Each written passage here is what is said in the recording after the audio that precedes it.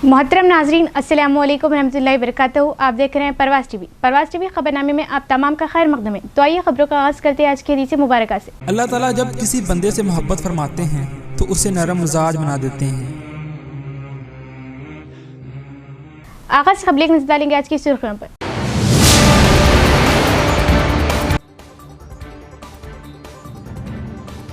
Chief minister Revanth Reddy ने तूफान मोंथा से मुतासरा इलाकों का फिजाई सर्वे किया और लिया जायजा।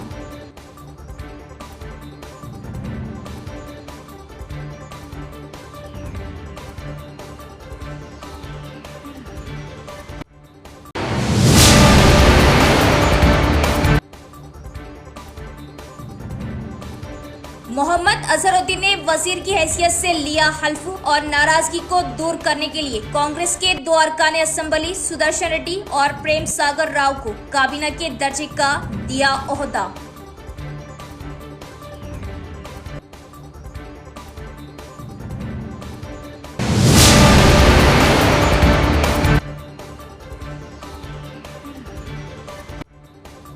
सरदार वल्लभ भाई पटेल की मुल्क के लिए खिदमत नाकाबिले फरामोश। वल्लभ भाई पटेल की 150वीं जयंती के मौके पर 2K रन का इनेकाद। CP व जिला कलेक्टर।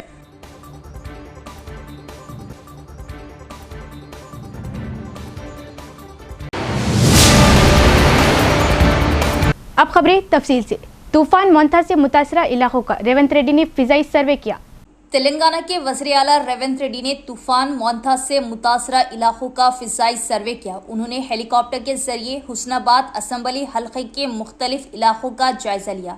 रियासती वजीर पूनम प्रभाकर के हमरा वो इस फिजाई सर्वे में शामिल थे। रेवंत रेड्डी हैदराबाद के बाद हनुमकुंडा और वरंगल अजला में सैलाब से मुतासरा इलाकों का भी मुआयना करने वाले हैं। हनुमकुंडा जिले के रंगमपेट, पोतन नगर और दीगर मुकामात पर वो जमीनी सतह पर भी दौरा करेंगे ताकि अवामी मुश्किलात का जायजा ले सके।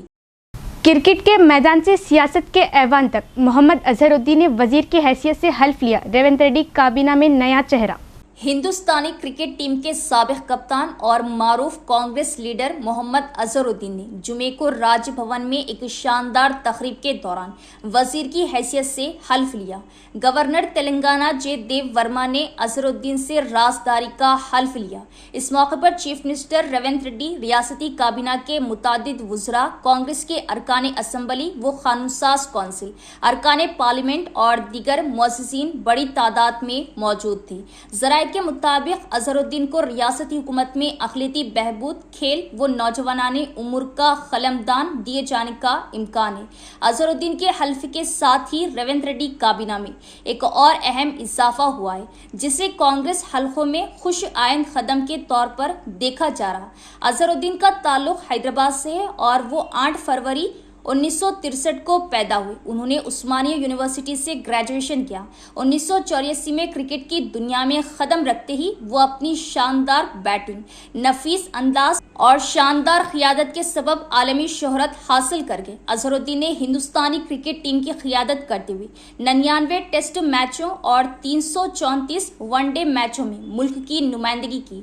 इनकी कप्तानी में भारत ने कई यादगार फतूहात हासिल किए। रिटायरमेंट के बाद उन्होंने सियासी मैदान में कदम रखा और 2009 में कांग्रेस पार्टी के टिकट पर मुरादाबाद, उत्तर प्रदेश से लोकसभा के लिए मुंतखब हुए। तेलंगाना की तश्कील के बाद वो रियासती सियासत में सरगर्म हो गए और हालिया बरसों में तेलंगाना कांग्रेस के वर्किंग प्रेसिडेंट के तौर पर खिदमत अंजाम दी।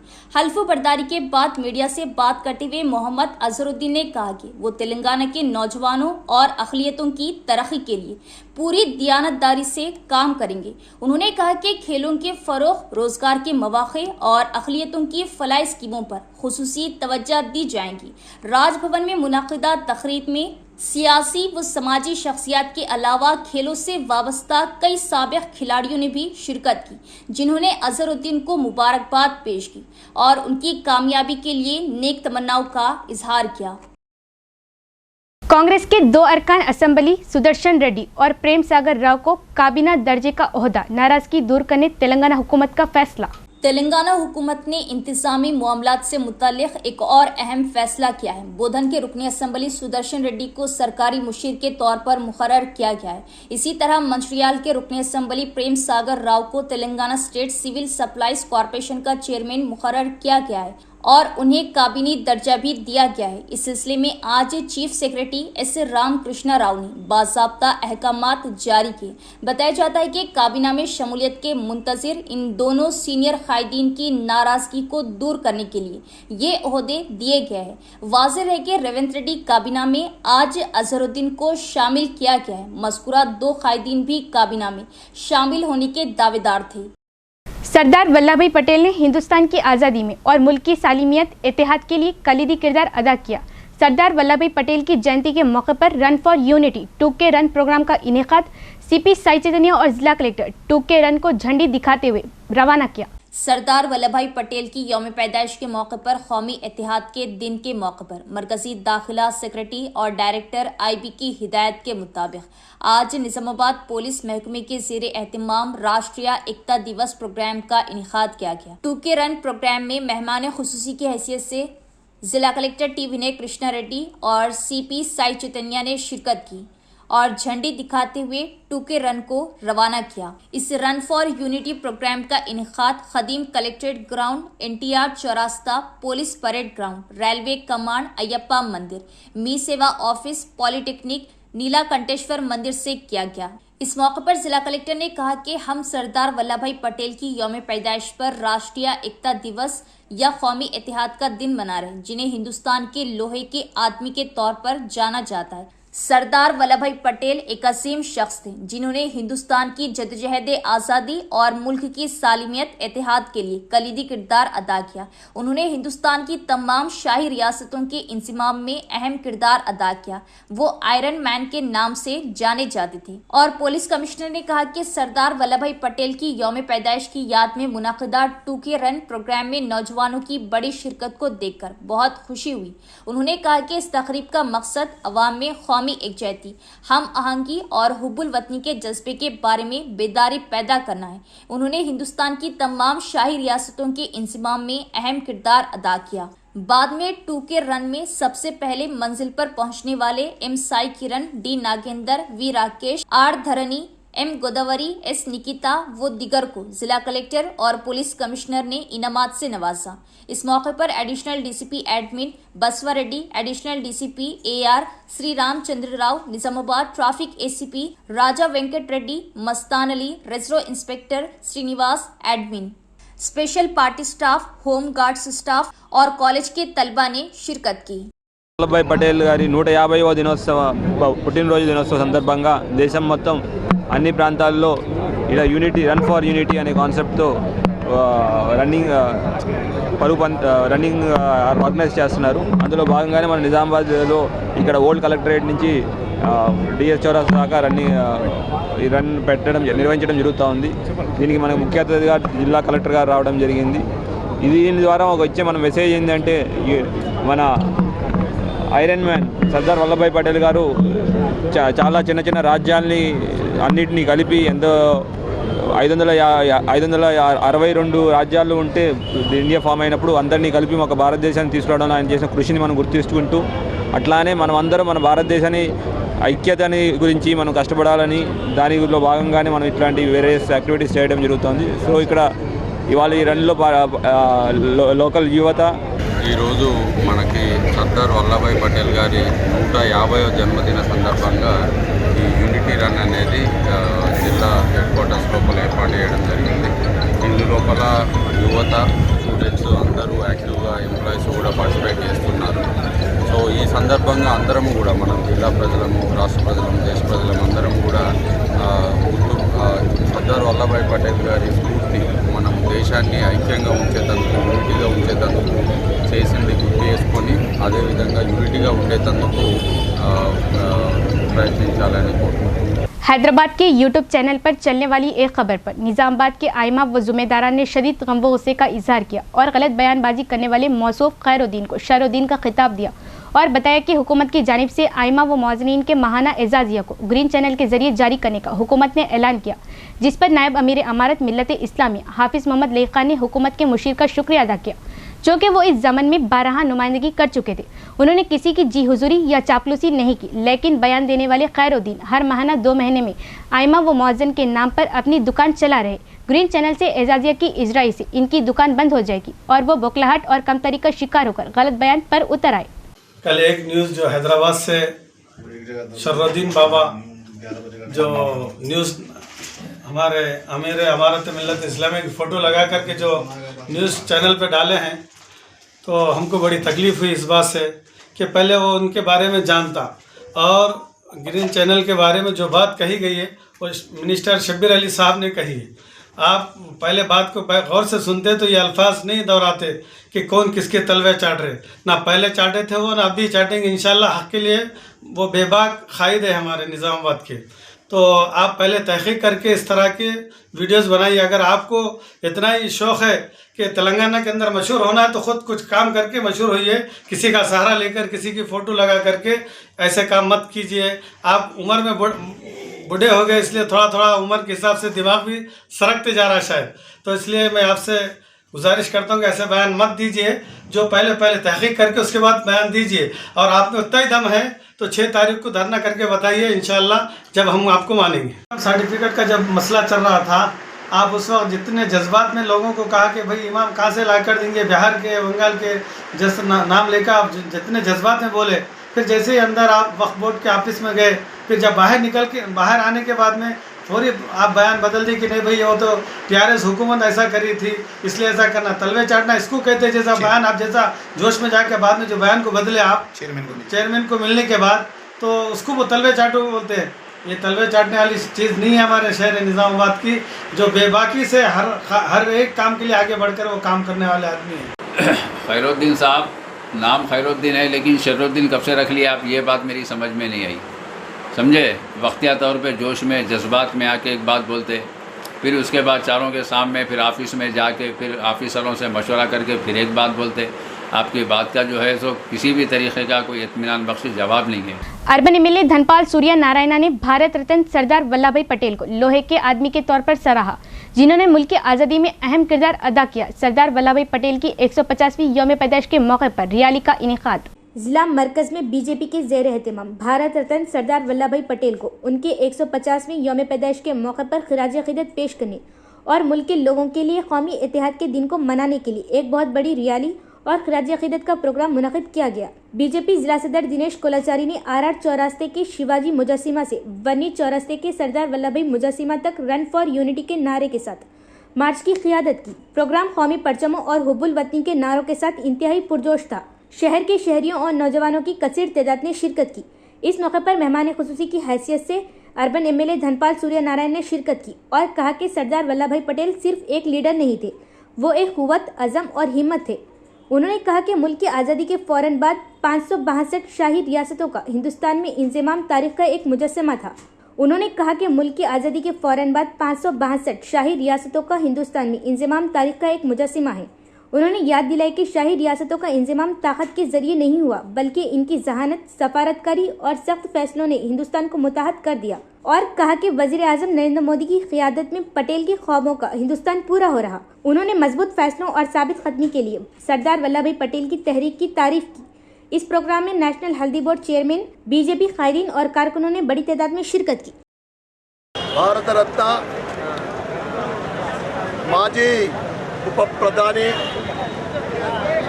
హోమ్ మినిస్టర్ గారైన సర్దార్ వల్లభాయ్ పటేల్ 150వ జయంతి సందర్భంగా ఆయనకు ఘనమైన నివాళులర్పిస్తూ, ఆయన ఒక రాజకీయ నాయకుడే కాదు, ఆయన ఒక శక్తి, ఆయన ఒక స్ఫూర్తి.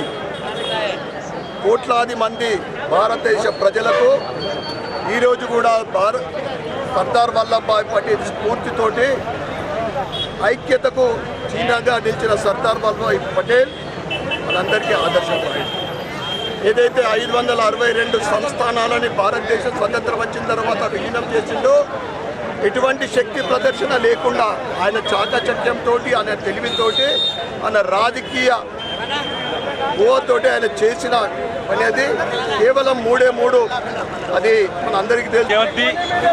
భారతీయ జనతా పార్టీ ఇందూరు జిల్లా శాఖ తరఫున ఈరోజు పెద్ద ఎత్తున శివాజీ చౌక్ నుంచి ఇక్కడ వరకు ఏదైతే ఈ దేశాన్ని అఖండంగా ఉంచాలని, ఈ దేశంలో ఉన్న ప్రతి ఒక్కరు కూడా భారతీయులుగా గర్వంగా ఉండాలని ఆ రోజు ఈ దేశానికి ఉప ప్రధాని హోంమంత్రి అయిన సర్దార్ వల్లభాయ్ పటేల్ గారు ఎన్నో చిన్న రాజ్యాలను ఈ దేశంలో గడిపి అఖండ భారతదేశానికి రూపకల్పన చేసిన ఆయన ముఖ్యంగా తెలంగాణ నిజాం కబంధ హస్తాల నుంచి, నిరంకుశ పాలన నుంచి విముక్తి కల్పించి మనను తెలంగాణను భారతదేశంలో खेल जिस्मानी व जहनी सुकून के लिए ज़रूरी, रियासती हुकूमत खेलों को अहमियत दे रही। खेल में हार जीत फितरी है। तलबा तालीम के साथ साथ खेलों में दिलचस्पी ले। Polytechnic premier league session 2 cricket tournament का रियासती किसान कमीशन के रुकन जी गंगाधर ने किया इफ्तिताह और खिताब किया।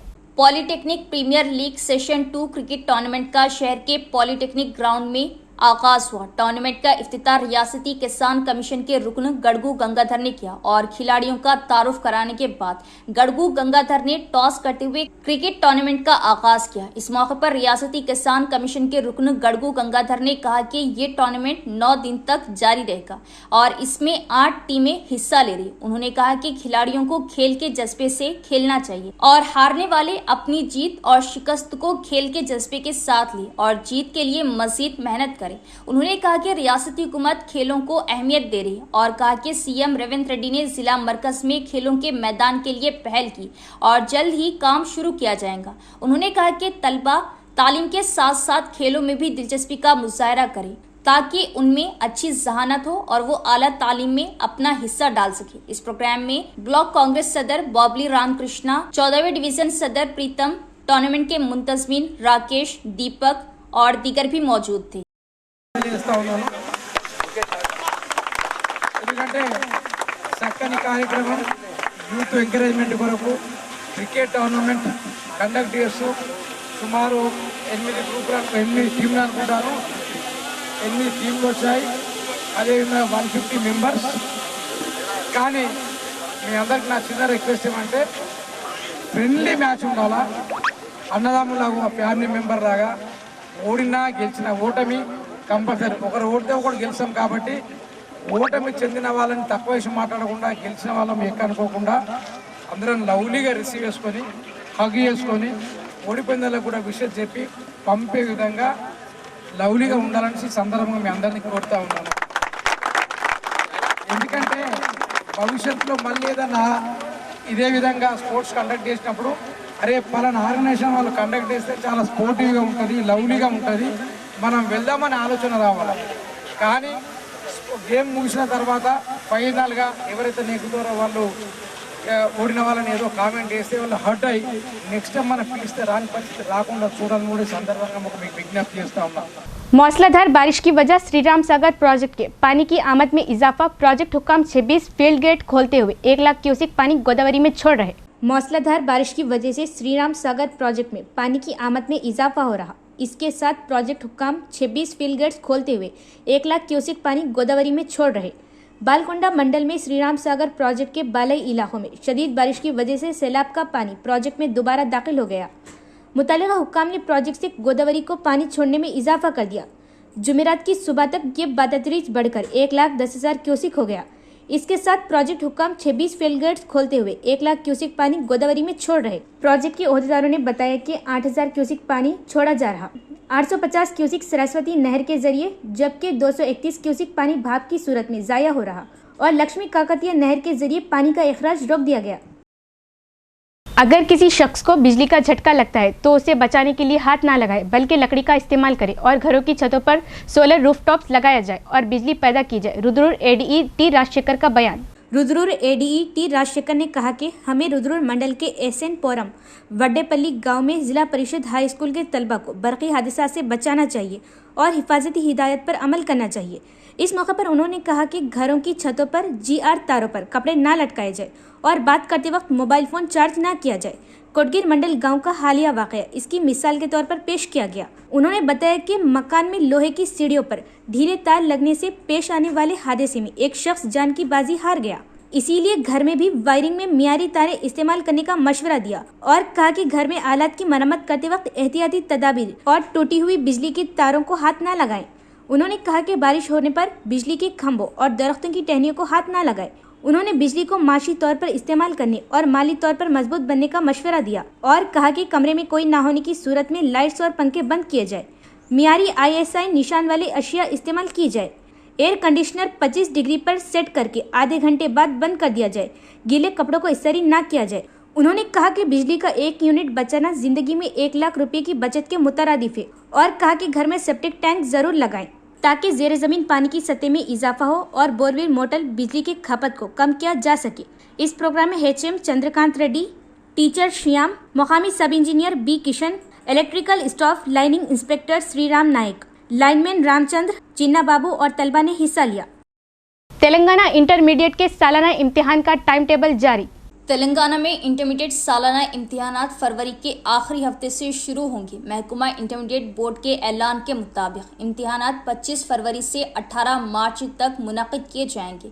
इम्तिहानात के तफसीली शेड्यूल को बाज़ाब्ता तौर पर जारी कर दिया गया है। इत्तलात के मुताबिक प्रैक्टिकल इम्तिहानात 2 फरवरी से 21 फरवरी तक 2 सेशंस में होगी, सुबह 9 बजे से दोपहर 12 बजे तक और दोपहर 2 बजे से शाम 5 बजे तक। इसके अलावा एथिक्स एंड ह्यूमन वैल्यूज, अखलाकियात व इंसानी इक़दार का इम्तिहान 23 जनवरी को सुबह 10 बजे से दोपहर 1 बजे तक, जबकि इन्वायरमेंटल एजुकेशन माहौलियाती तालीम का इम्तिहान 24 जनवरी को उन्हीं औक़ात में मुनक़िद किया जाएगा। इंटरमीडिएट बोर्ड ने तलबा को मशवरा दिया कि वो अपने इम्तिहानी मराकिज़ और तारीख़ों की पूरी जाँच कर ले ताकि किसी किस्म की उलझन ना हो।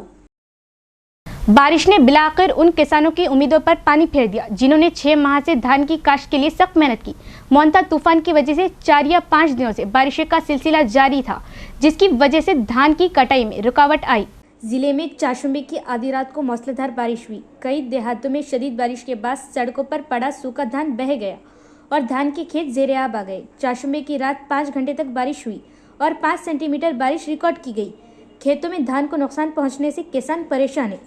सबसे ज़्यादा बारिश आलूर मंडल में 14 सेंटीमीटर रिकॉर्ड की गई। इसके बाद आरमूर में 13, नंदीपेट में 11 और कमरपल्ली में 10 सेंटीमीटर से ज़्यादा बारिश रिकॉर्ड की गई। महकमा मौसमियात के हुक्काम ने बताया कि डोंकेश्वर, भीमगल, जकरानपल्ली, मोरताड़ और वेलपुर मंडलों में 10 सेंटीमीटर तक बारिश हुई, जबकि जिला भर में धान की 70% फसलें की कटाई हो चुकी है। किनारों और सड़कों पर धान सूख गया है। बाकी 30% में से 10% से ज्यादा फसलों को नुकसान पहुंचा है। बारिश का पानी जमा होने से धान की फसलें की कटाई में रुकावट पैदा हो रही।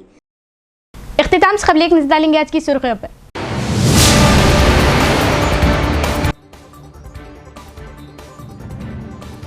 चीफ मिनिस्टर रेवंत रेड्डी ने तूफान मोंता से मुतासरा इलाकों का फिजाई सर्वे किया और लिया जायजा।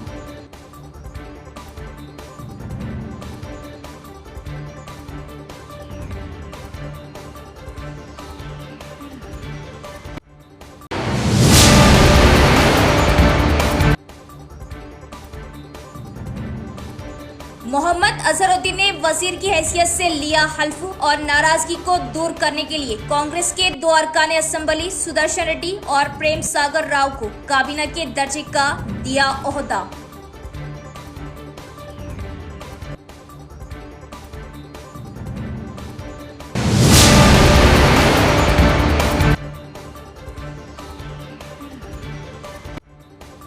सरदार वल्लभ भाई पटेल की मुल्क के लिए खिदमात नाकाबिले फरामोश। वल्लभ भाई पटेल की 150वीं जयंती के मौके पर 2K रन का इनेकाद। CP व जिला कलेक्टर।